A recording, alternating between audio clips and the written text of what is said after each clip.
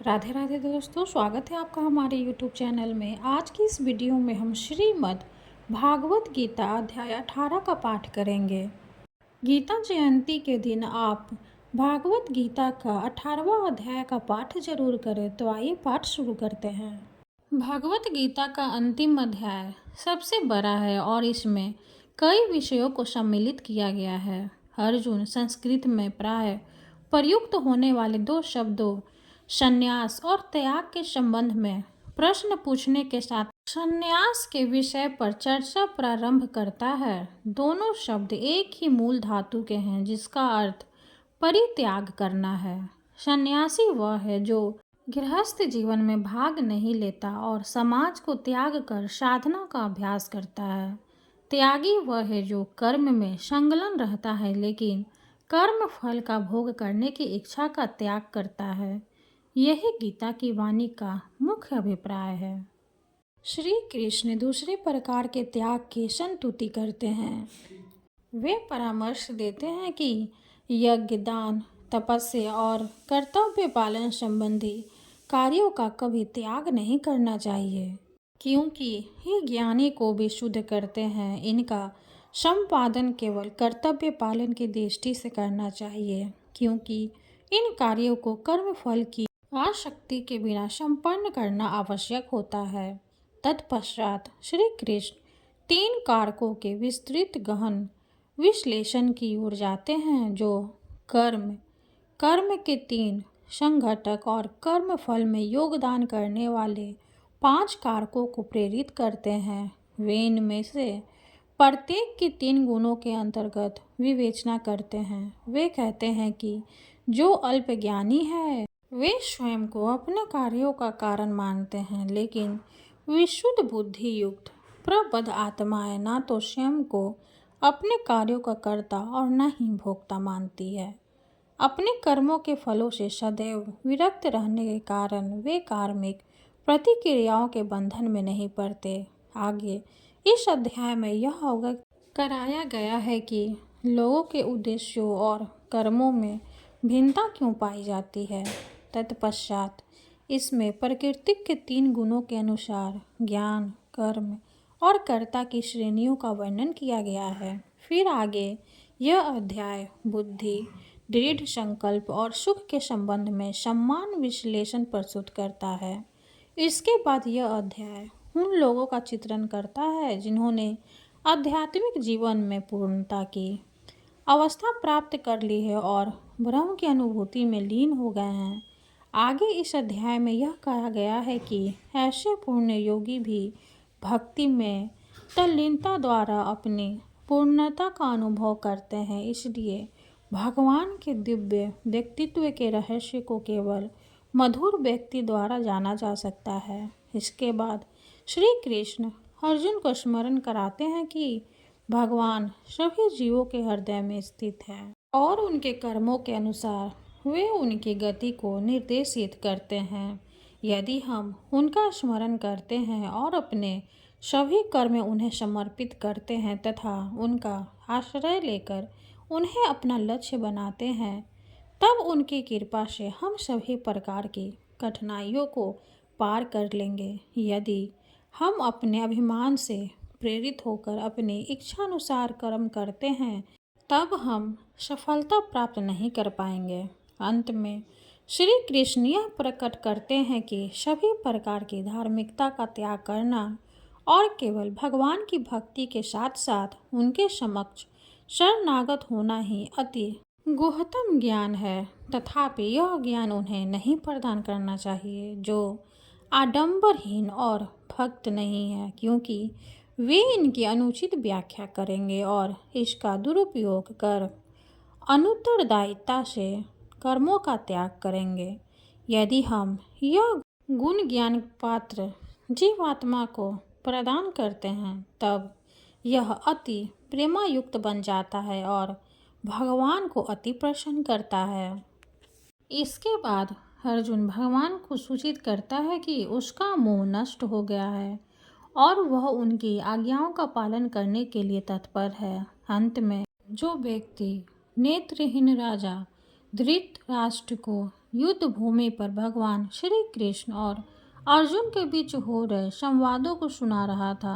व्यक्त करता है कि वह इन संवादों को सुनकर इतना स्तंभित और आश्चर्यचकित है कि जैसे ही वह भगवान के पवित्र संवादों और भगवान के अति विशाल विश्व रूप का स्मरण करता है, तब उसके शरीर के रोंगटे खड़े हो जाते हैं। गहन कथन के साथ भगवत गीता का समापन करते हुए वह कहता है कि विजय सदैव वही होती है जहाँ भगवान और उसके भक्त होते हैं, और इस प्रकार से अच्छाइयाँ प्रभुता और समृद्धि भी वही होगी, क्योंकि परम सत्य का प्रकाश सदैव असत्य के अंधकार को परास्त कर देता है। भागवत गीता का 18वां अध्याय इस प्रकार है। अर्जुन ने कहा, हे महाबाहो, मैं संन्यास और त्याग की प्रकृति के संबंध में जानना चाहता हूँ। हे केशी निषूदन, मैं दोनों के बीच का भेद जानने का भी इच्छुक हूँ। परम भगवान ने कहा, कामना से अभिप्रेरित कर्मों के परित्याग को विद्वान लोग संन्यास कहते हैं, और सभी कर्मों के फलों के त्याग को बुद्धिमान लोग त्याग कहते हैं। कुछ मनीषी घोषित करते हैं कि समस्त प्रकार के कर्मों को दोषपूर्ण मानते हुए उन्हें त्याग देना चाहिए, किंतु अन्य विद्वान यह आग्रह करते हैं कि यज्ञ, दान तथा तपस्या जैसे कर्मों का भी त्याग नहीं करना चाहिए।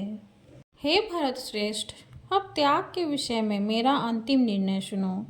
हे मनुष्यों में सिंह, त्याग के लिए 3 प्रकार की श्रेणियों का वर्णन किया गया है।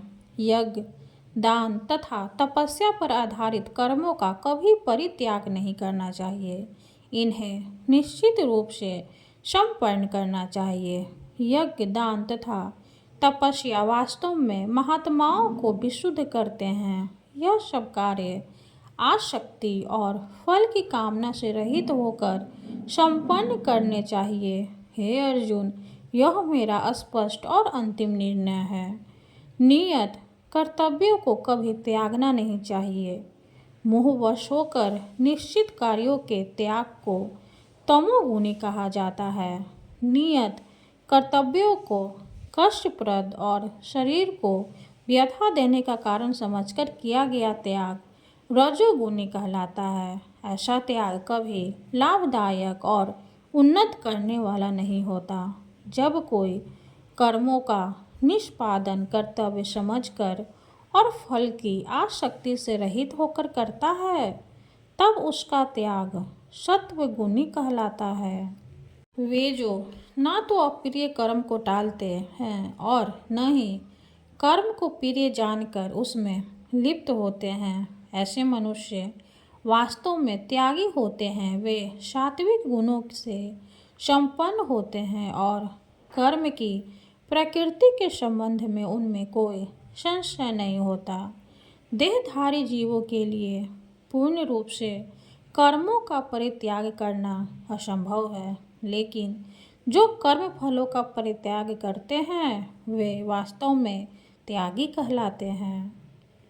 जो निजी पारितोषिक के प्रति आसक्त होते हैं, उन्हें मृत्यु के पश्चात भी सुखद, दुखद और मिश्रित 3 प्रकार के कर्म फल प्राप्त होते हैं। लेकिन जो अपने कर्म फलों का त्याग करते हैं, उन्हें ना तो इस लोक में और ना ही परलोपरांत ऐसे कर्म फल भोगने पड़ते हैं। हे अर्जुन, अब मुझसे सांख्य दर्शन के सिद्धांत में उल्लेखित समस्त कर्मों को संपूर्ण करने हेतु 5 कारकों को समझो, जो यह बोध कराते हैं कि कर्मों की प्रतिक्रियाओं को कैसे रोका जाए। शरीर, कर्ता, विभिन्न इंद्रियां, अनेक प्रकार की चेष्टाएं और विधि का विधान अर्थात भगवान, ये 5 कर्म के कारक हैं। शरीर, मन या वाणी से जो भी कार्य संपन्न किया जाता है, भले ही वह उचित हो या अनुचित, उसके ये 5 सहायक कारक हैं। वे जो इसे नहीं समझते और केवल आत्मा को ही कर्ता मानते हैं, अपनी दूषित बुद्धि के कारण वे वस्तुओं को उनके वास्तविक रूप में नहीं देख सकते, जो कर्तापन के अहंकार से मुक्त होते हैं और जिनकी बुद्धि मोहग्रस्त नहीं है। यद्यपि वे जीवों को मारते हैं, तथापि वे न तो जीवों को मारते हैं और न कर्मों के बंधन में पड़ते हैं। ज्ञान का विषय और ज्ञाता से ये कर्म को प्रेरित करने वाले तीन कारक हैं। कर्म के उपादान, स्वयं कर्म और कर्ता, ये कर्म के तीन घटक हैं। सांख्य दर्शन में ज्ञान, कर्म और कर्ता की तीन श्रेणियों का उल्लेख किया गया है और तदनुसार प्रकृति के तीन गुणों के अनुसार इसमें भेद का वर्णन भी किया गया है। इन्हें सुनो और मैं तुम्हें इनका भेद बताता हूँ। जिस ज्ञान द्वारा कोई नाना प्रकार के सभी जीवों में एक अविभाजित अविनाशी सत्य को देखता है, उसे सत्व गुण प्राकृतिक ज्ञान कहते हैं। जिस ज्ञान द्वारा कोई मनुष्य भिन्न भिन्न शरीर में अनेक जीवित प्राणियों को पृथक पृथक और असंबद्ध रूप में देखता है, उसे राजसी माना जाता है। वह ज्ञान जिसमें कोई मनुष्य ऐसी विखंडित अवधारणा में तत्लीन होता है जैसे कि वह संपूर्ण के सदृश हो और जो न तो किसी कारण और न ही सत्य पर आधारित है, उसे तामसिक ज्ञान कहते हैं। जो कर्म शास्त्रों के अनुमोदन के अनुसार है, राग और द्वेष की भावना से रहित और फल की कामना के बिना संपन्न किया जाता है, वह सत्व गुण प्राकृतिक का होता है। जो कार्य स्वार्थ की पूर्ति से प्रेरित होकर मिथ्या अभिमान और तनावग्रस्त होकर किए जाते हैं, वे रजोगुणी प्राकृतिक के होते हैं। जो कार्य मोहवश होकर और अपनी क्षमता का आंकलन, परिणामों, हानि और दूसरों की क्षति पर विचार किए बिना आरंभ किए जाते हैं, वे तमोगुणी कहलाते हैं। वह जो अहंकार और मोह से मुक्त होता है, उत्साह और दृढ़ निश्चय से युक्त होता है, ऐसे कर्ता को सत्वगुणी कहा जाता है। जब कोई कर्ता कर्म फल की लालसा, लोभ, हिंसक प्रवृत्ति, अशुद्धता, हर्ष एवं शोक से प्रेरित होकर कार्य करता है, उसे रजोगुणी कहा जाता है। जो कर्ता अनुशासनहीन, अशिष्ट, हठी, कपटी, आलसी तथा निराश होता है और टाल मटोल करता है, वह तमोगुणी कहलाता है। हे अर्जुन, अब मैं प्रकृति के तीनों गुणों के अनुसार तुम्हें विभिन्न प्रकार की बुद्धि तथा वित्ती के विषय में विस्तार से बता रहा हूँ, तुम उसे सुनो। हे पृथा पुत्र, वह बुद्धि सत्वगुणी है जिसके द्वारा यह जाना जाता है कि क्या उचित और क्या अनुचित है, क्या कर्तव्य है और क्या अकरणीय है, किससे भयभीत होना चाहिए और किससे भयभीत नहीं होना चाहिए, और क्या बंधन में डालने वाला है और क्या मुक्ति देने वाला है। हे पार्थ, ऐसी बुद्धि राजसिक कहलाती है जो धर्म और अधर्म तथा उचित और अनुचित आचरण के बीच भेद करने में भ्रमित रहती है। जो बुद्धि अंधकार से आच्छादित रहती है, अधर्म में धर्म, असत्य में सत्य की कल्पना करती है, वह तामसिक प्रकृति की होती है। जो धृति योग से विकसित होगी और जो मन, प्राण शक्ति और इंद्रियों की क्रियाओं को स्थिर रखती है, उसे सात्विक धृति संकल्प कहते हैं। वह धृति जिसके द्वारा कोई मनुष्य आसक्ति और कर्म फल की इच्छा से कर्तव्य पालन करता है, सुख और धन प्राप्ति में लिप्त रहता है, वह राजसी धृति कहलाती है। द्रव्यपूर्ण संकल्प जिसमें कोई स्वप्न देखने, भय, दुख, मोह, निराशा और कपट का त्याग नहीं करता, उसे तमोगुणी धृति कहा जाता है। हे अर्जुन, अब तुम मुझसे तीन प्रकार के सुखों के संबंध में सुनो, जिनसे देहधारी आत्मा आनंद प्राप्त करती है और सभी दुखों के अंत तक भी पहुंच सकती है। जो आरंभ में विष के समान लगता है, लेकिन अंत में जिसका स्वाद अमृत के समान हो जाता है उसे सात्विक सुख कहते हैं। यह शुद्ध बुद्धि से उत्पन्न होता है जो आत्मज्ञान में स्थित होती है। उस सुख को रजोगुणी कहा जाता है जब यह इंद्रियों द्वारा उसके विषयों के संपर्क से उत्पन्न होता है। ऐसा सुख आरंभ में अमृत के सदृश लगता है और अंततः विष जैसा हो जाता है। जो सुख आदि से अंत तक आत्मा की प्रकृति को आच्छादित करता है और जो निंद्रा आलस्य और असावधानी से उत्पन्न होता है वह तामसिक सुख कहलाता है।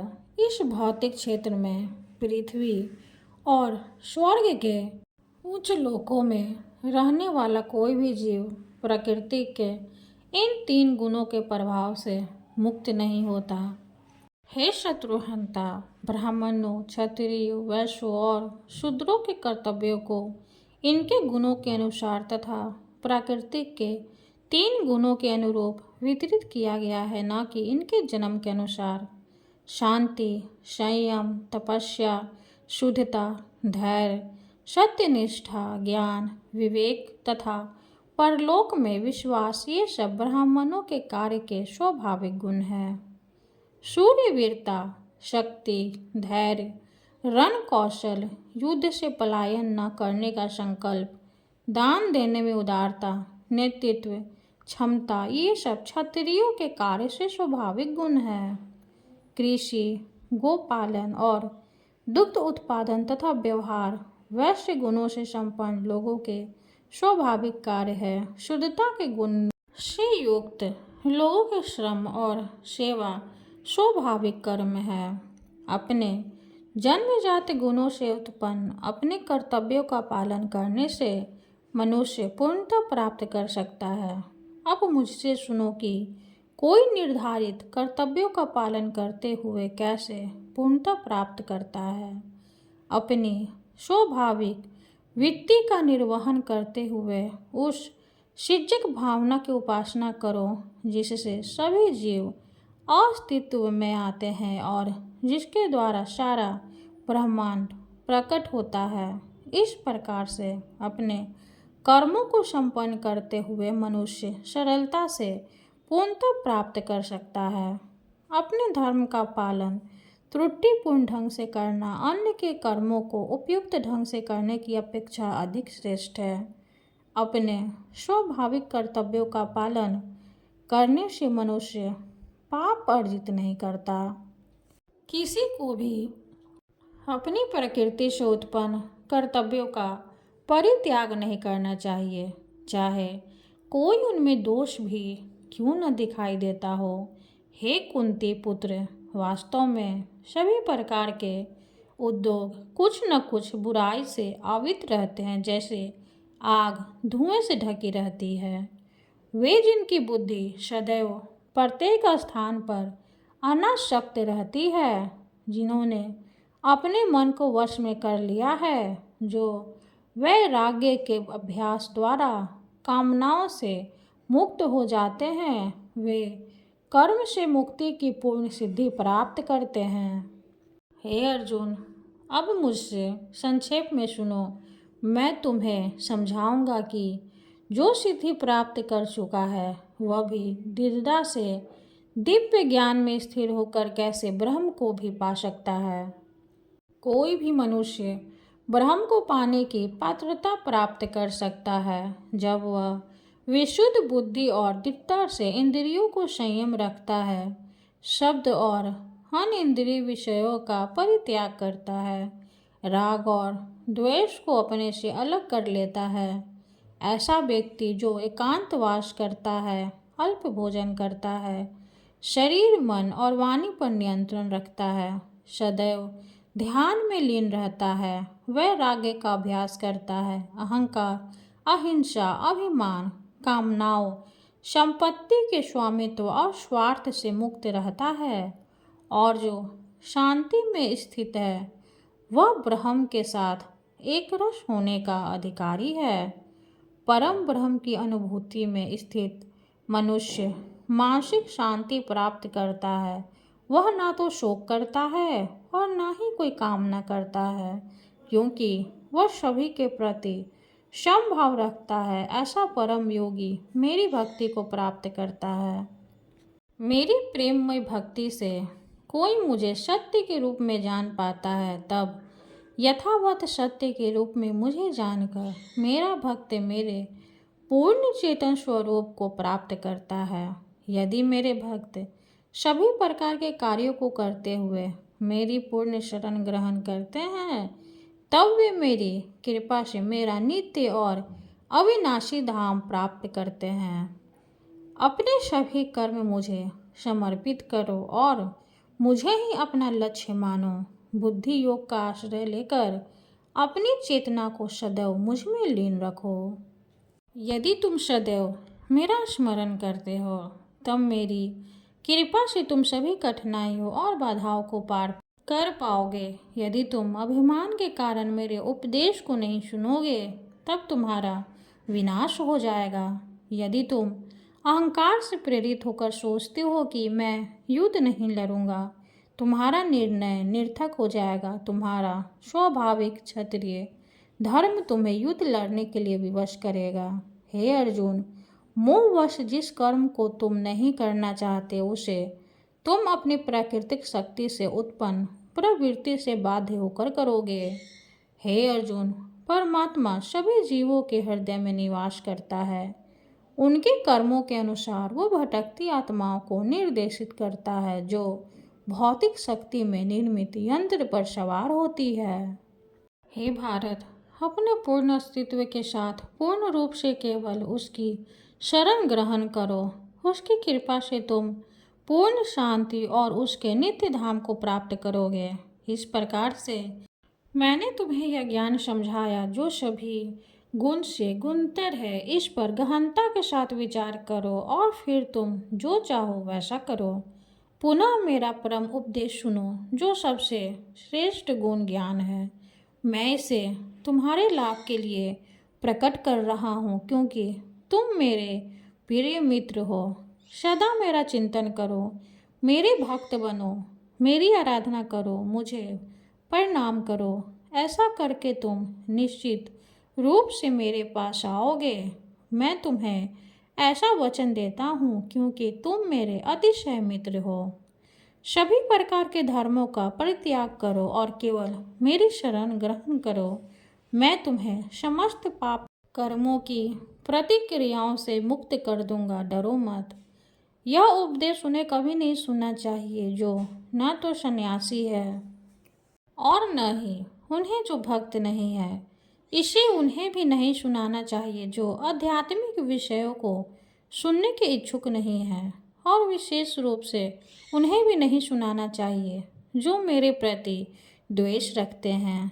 वे जो इस अति गुण ज्ञान को मेरे भक्तों को सिखाते हैं, वे अति प्रिय कार्य करते हैं। वे निस्संदेह मेरे धाम में आएंगे।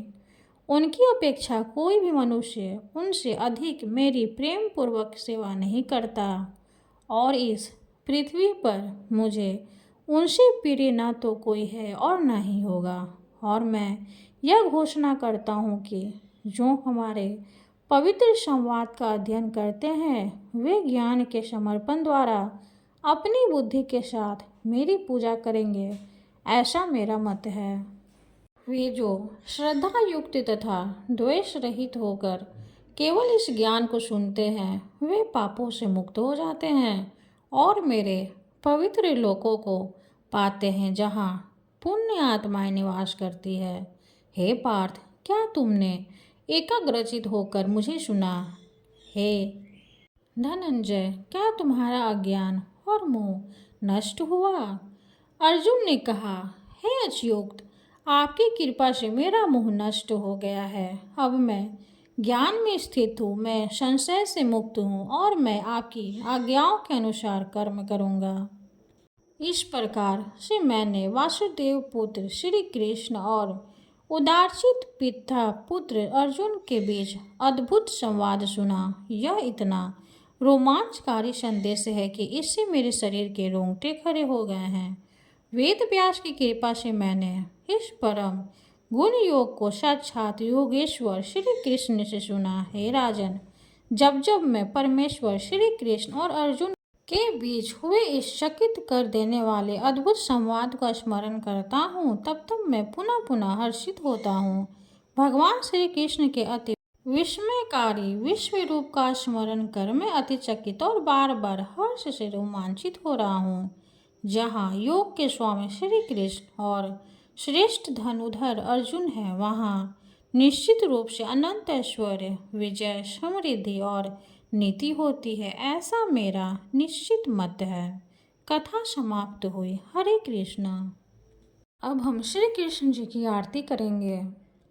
आरती कुंज बिहारी की, श्री गिरिधर कृष्ण मुरारी की। आरती कुंज बिहारी की, श्री गिरिधर कृष्ण मुरारी की। गले में बैजंती माला, बजावे मुरली मधुर बाला। श्रवण में कुंडल झलकाला, नंद के आनंद नंद लाला। गगन सम अंग काली काली, राधिका चमक रही आली। लतन में ठाले बनमाली, ब्रह्मर्षि अलक कस्तूरी तिलक। चंद्र सी झलक ललित छवि श्याम प्यारी की, श्री गिरिधर कृष्ण मुरारी की। आरती कुंज बिहारी की, श्री गिरिधर कृष्ण मुरारी की। कनकमय मोर मुकुट बिलस, देवता दर्शन को तरस। गगन सो सुमन राशि बरस, पजे मूर्छन मधुर मृदंग। ग्वालिन संग अतुल रति गोप कुमारी की, श्री गिरिधर कृष्ण मुरारी की। आरती कुंज बिहारी की, श्री गिरिधर कृष्ण मुरारी की। जहाँ ते प्रकट भई गंगा, सकल मन हारन श्री गंगा। स्मरण ते होत मोह भंगा, वशिष्ठ विशिष जटा के बीच। हरे अघ किच चरण छवि श्री बनवारी की, श्री गिरिधर कृष्ण मुरारी की। आरती कुंज बिहारी की, श्री गिरिधर कृष्ण मुरारी की। चमकती उज्ज्वल तट रेणु, बज रही वृंदावन वेणु।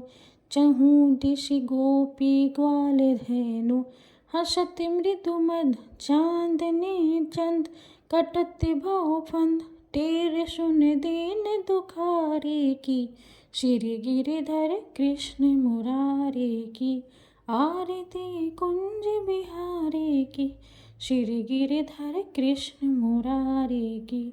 आरती कुंज बिहारी की, श्री गिरिधर कृष्ण मुरारी की। आरती कुंज बिहारी की, श्री गिरिधर कृष्ण मुरारी की। जय श्री कृष्ण।